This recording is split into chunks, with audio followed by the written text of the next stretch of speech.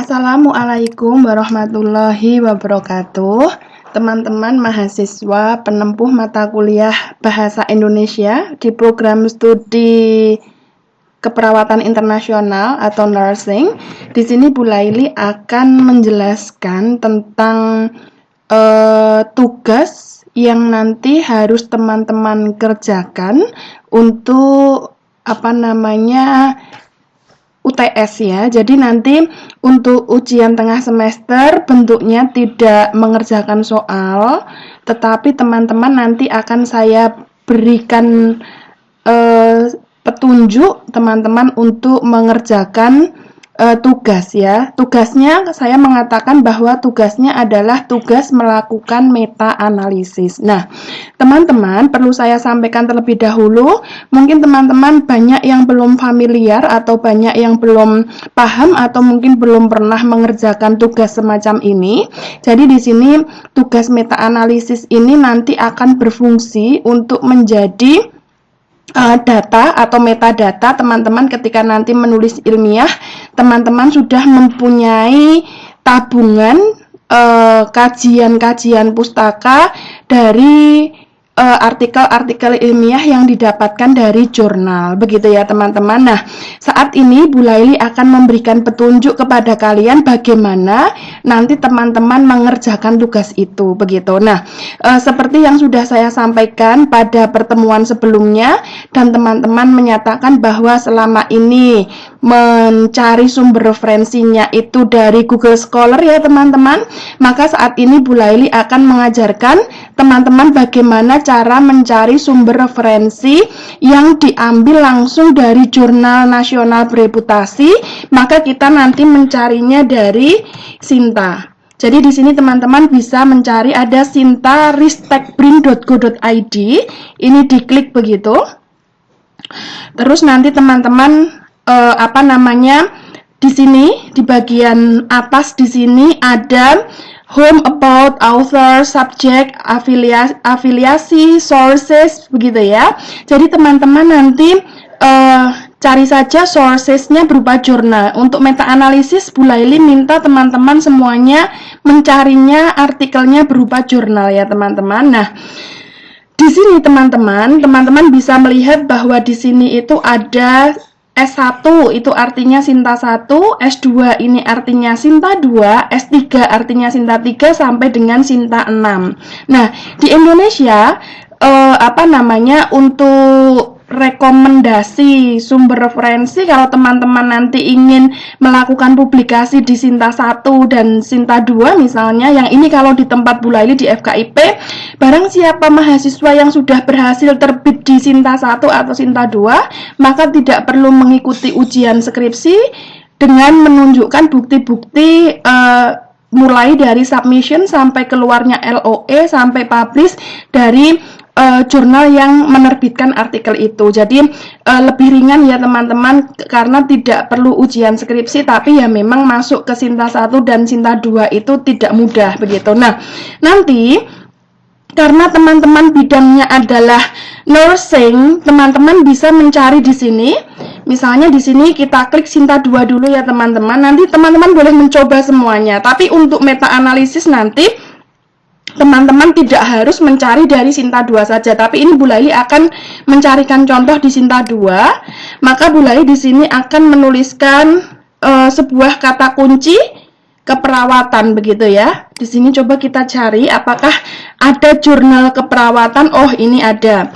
Ada jurnal keperawatan Pajajaran, ada jurnal keperawatan Indonesia, ada jurnal keperawatan Sudirman. Nah, teman-teman, dari 3 jurnal yang berada di Sinta 2 termasuk sedikit ini ya yang masuk ke Sinta 2 di jurnal keperawatan, maka kita akan mencoba untuk mencari jurnal keperawatan Indonesia.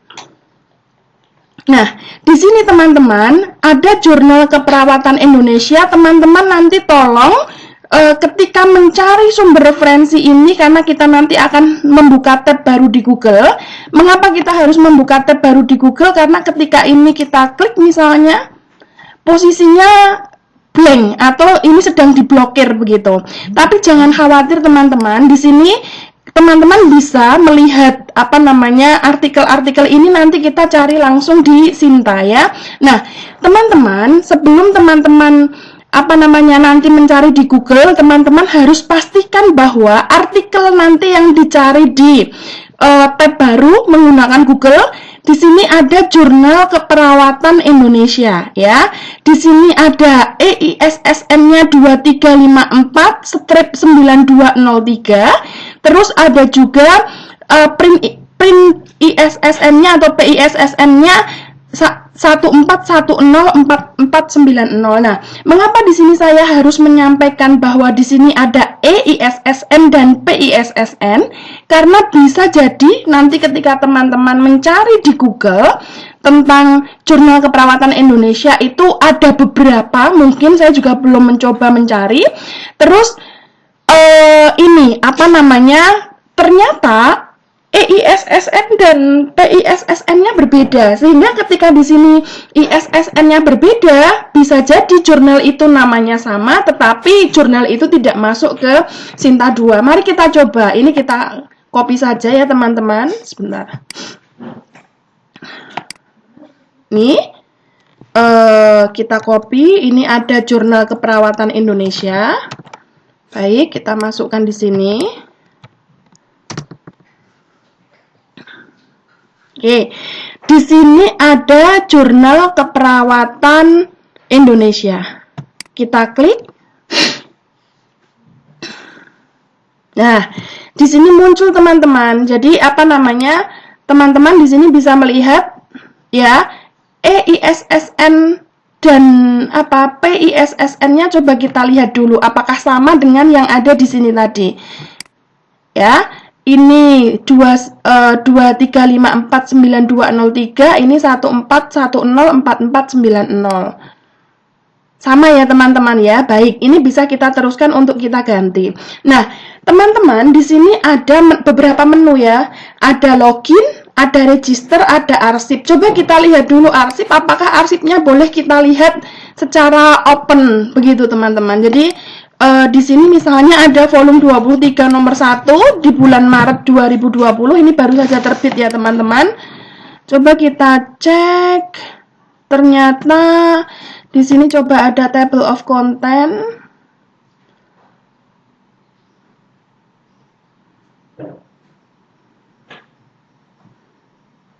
Sebentar ya, ini agak lama.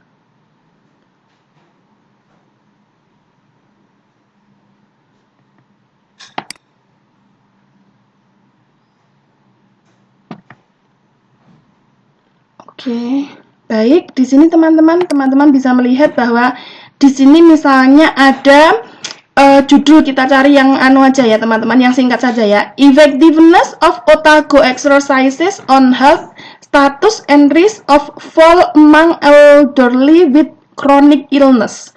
Jadi ini coba kita unduh ya teman-teman. Baik, ini kebetulan jurnal ini apa namanya baik hati dengan kita, tanpa kita harus register, kita diizinkan untuk mengunduh jurnal ini.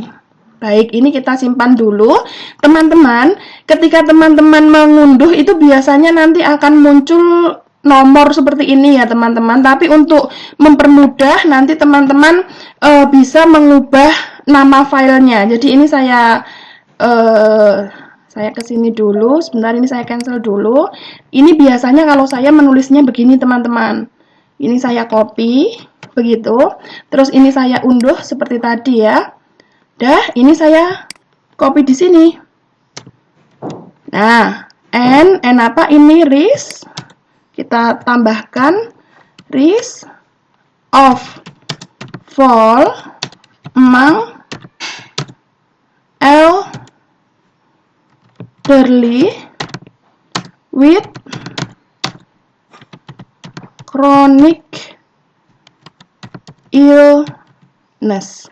Oke, ini kita simpan. Kebetulan Bu Laili sudah menyiapkan. Oh, sudah di sana tadi. Sebentar ya teman-teman. Di sini. Oh, sebentar. Di sini. Saya masukkan ke sini teman-teman. Saya tulis di angka 1 ya teman-teman. Jadi ini tentang of otago exercises ya. Ini saya tentang status dan resiko apa ini teman-teman. Jadi sakit kronis gitu ya. Nah, ini kita sudah dapat ini teman-teman. Oke, kita sudah dapat ini ya. Nah, untuk tugas yang harus teman-teman kerjakan adalah nanti dari kumpulan-kumpulan artikel seperti ini, teman-teman nanti harus melakukan meta-analisis. Loh Bu, caranya bagaimana? Begitu. Nah, saya akan menyampaikan kepada teman-teman begini caranya. Jadi saya sudah menyiapkan sebuah tabel ya.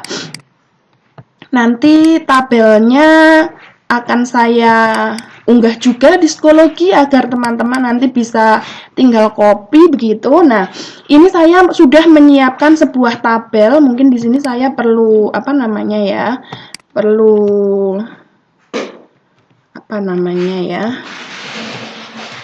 memberikan judul tabel meta analisis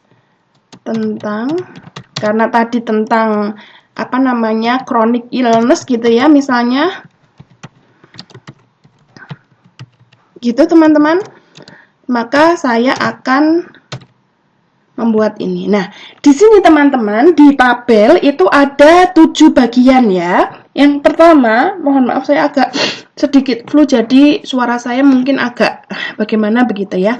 Di sini ada tahun teman-teman di kolom pertama, ada judul di kolom kedua, ada tujuan penelitian ya di kolom ketiga, ada metode penelitian di kolom 4, ada objek penelitian di kolom 5, ada hasil penelitian di kolom 6 dan sumber di kolom 7. Begitu teman-teman. Nah, nanti teman-teman harus melakukan analisis dari ini yang sudah diunduh. Nah, sebelum teman-teman melakukan analisis, teman-teman akan saya beri penjelasan dulu jurnal seperti apa atau artikel seperti apa yang boleh dianalisis gitu. Nah, teman-teman nanti ketika mencari, mungkin teman-teman yang mencarinya langsung di Google Scholar tidak akan menemukan jurnal yang seideal ini ya. Ini mesti bagus karena terbitnya di Sinta 2. Jadi ada sebuah catatan yang teman-teman harus perhatikan ketika nanti melakukan meta-analisis. Yang pertama adalah teman-teman harus menyiapkan artikel ya tentu ya. Nah, artikel yang bisa dianalisis itu yang pertama harus ada judul. Nih judul ini ya, ini judul. Nah, nanti kita langsung pindahkan saja ya ke tabel meta analisis ya. Judulnya mana? Udah kita copy saja di sini dulu. Baik. Terus yang saya tanyakan di sini tahun teman-teman. Coba kita cari tahunnya. Oh, di sini ada di jurnal keperawatan tahunnya 2020 ini. Jadi 2020 ini kita ambil ya teman-teman. Terus kita masukkan di sini. Terus tujuannya apa? Tapi sebelum sampai ke tujuan teman-teman, saya perlu beritahukan ke teman-teman bahwa yang namanya artikel yang bisa dianalisis adalah artikel yang ada judul ya. Ada judul seperti ini tadi. Terus ada nama penulisnya. Di sini ada afiliasinya ya teman-teman. Terus nama jurnalnya, ini nama jurnalnya Keperawatan Indonesia. Tahun 2020, volume 23 nomor 1 ada di halaman 15 sampai dengan 15. Nih halamannya 15 sampai dengan halaman 22. Halaman 15 sampai 22. Ini ya teman-teman. Ya. Terus kita lanjutkan dulu. Di sini yang ditanya apa coba? Tujuan. Nah, di mana Bu kita biasanya bisa mendapatkan penjelasan tentang tujuan dari artikel itu? Jadi teman-teman sebelum nanti masuk ke bagian inti gitu ya. Di sini coba kita lihat ya. Di sini abstraknya ada yang berbahasa Indonesia. Kebetulan saya tak pakai yang berbahasa Indonesia dulu saja ya teman-teman. Ini ada efektivitas latihan otago terhadap status kesehatan dan risiko jatuh pada lansia dengan penyakit kronik. Jadi di sini ada banyak kata kunci teman-teman. Benar kan? Ini ada lansia, ada latihan otago, ada penyakit kronik. Jadi tadi ketika Bu Laili di meta analisis mengatakan chronic illness, boleh kan ya? Jadi nanti kita tinggal mencari artikel lain yang tentang chronic illness, begitu. Nah, jatuh adalah konsekuensi serius. Ini bukan tujuan, teman-teman. Jadi coba kita lihat di sini. Nah, ini teman-teman. Penelitian ini ya, coba dilihat kalau di sini, ini kan judulnya, teman-teman. Ini judul yang berbahasa Indonesia. Ini jatuh adalah konsekuensi serius dari penurunan fungsi fisik. Latihan otago adalah program latihan kekuatan dan keseimbangan yang didesain untuk mencegah jatuh dan meningkatkan status kesehatan pada lansia. Yang biasanya nanti mungkin teman-teman temukan ketika membaca artikel yang lain, di sini tidak ada latar belakang masalah, tapi langsung ke penelitian. Ini bertujuan untuk begitu ya teman-teman. Nah, ini saya tunjukkan bahwa ini ada kalimat yang eksplisit berbunyi, penelitian ini bertujuan untuk menginvestigasi efek 12 minggu latihan otago untuk menurunkan resiko jatuh dan meningkatkan status kesehatan pada lansia dengan penyakit kronik di panti sosial lansia. Baik, ini kita copy dulu saja teman-teman. Kita masukkan di sini.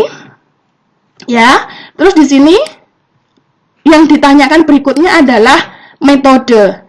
Metode teman-teman, di abstrak itu biasanya sudah ada metode. Ini penelitian kuasi eksperimen, ya ini penelitian kuasi eksperimen ini menggunakan pre-post dengan kelompok kontrol, kelompok intervensi dan kontrol masing-masing terdiri dari 21 responden sampai dengan teknik sampling data analisis menggunakan ini chi-square. Gitu ya teman-teman, ini kita copy.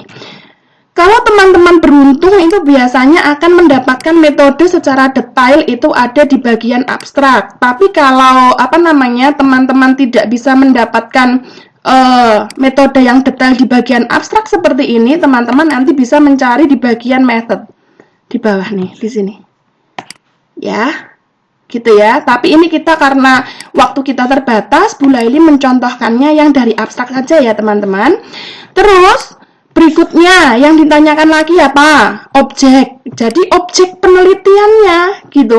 Objek penelitiannya sebenarnya bisa dilihat dari abstrak tadi juga teman-teman. Di sini adalah objek penelitiannya adalah lansia yang tinggal di UPT Kesejahteraan Sosial Lanjut Usia Budi Agung Kupang gitu ya. Ini bisa kita ambil dari sini teman-teman. Ya, sebentar kita turunkan ke sini.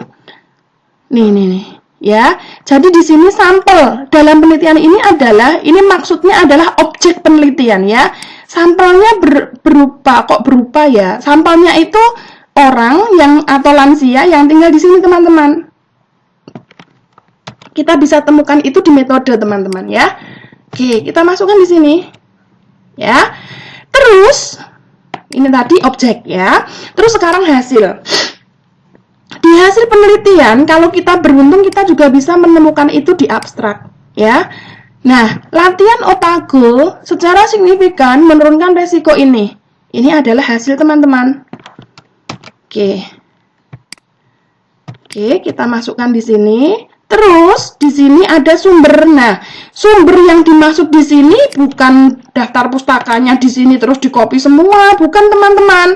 Tapi ini relevan dengan materi yang diajarkan oleh Bu Laili minggu kemarin. Saudara harus menuliskan daftar pustaka. Ini ada Stefanus Medeskik, Antonius Rinovan Capo, Maria Fitria Elfrida, Muhammad Saleh sampai ke Siti Sakinah. Kita copy dulu ya teman-teman, urutannya kemarin kan nama dulu. Gitu. Kita lihat penulisnya berapa? 1, 2, 3, 4, 5. Jadi kita tulis dulu teman-teman. Di sini penulisnya adalah Stefanus Mendeskik. Jadi kita ubah di sini menjadi Kik, Stefanus Mendes, jadi ini terus ini Stefanus Mendesnya kita hapus ya teman-teman, klik gitu. Kita ini pakai cara yang manual ya, karena kalau pakai Mendeley nanti kacau di sini. Kecuali kalau teman-teman sumbernya nanti dituliskan di bawah, Itu tapi teman-teman kan harus melakukan kutipan di tabel. Jadi ini saya sarankan praktiknya pakai manual dulu ya teman-teman.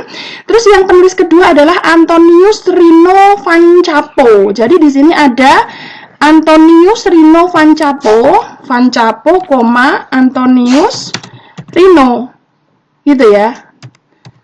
Terus siapa lagi? Ini Antoniusnya saya hapus. Sebentar ya teman-teman, sabar ya. Ada Maria Fitria Elfrida. Jadi ini ada Elfrida, Maria Fitria, gitu. Ini Maria Fitrianya kita hapus, karena nama dibalik kan teman-teman ya. Terus ada Muhammad Saleh Nuwa, maka ini kita tulis Nuwa, Muhammad Saleh. Oke, ini kita hapus yang ini. Nah, ini yang terakhir kan namanya Siti Sakinah, gitu ya. Ini saya tulis dan Sakinah, Siti ya. Siti. Titik. Nah, yang ini kita hapus. Kata Sitinya kita singkat saja ya teman-teman, seperti yang di atas-atasnya. Oke, sampai di sini ya. Terus kita tuliskan tahun berapa. Tahunnya kita kurung ya teman-teman, boleh dikurung, boleh tidak. Yang penting ada tahunnya. Oke.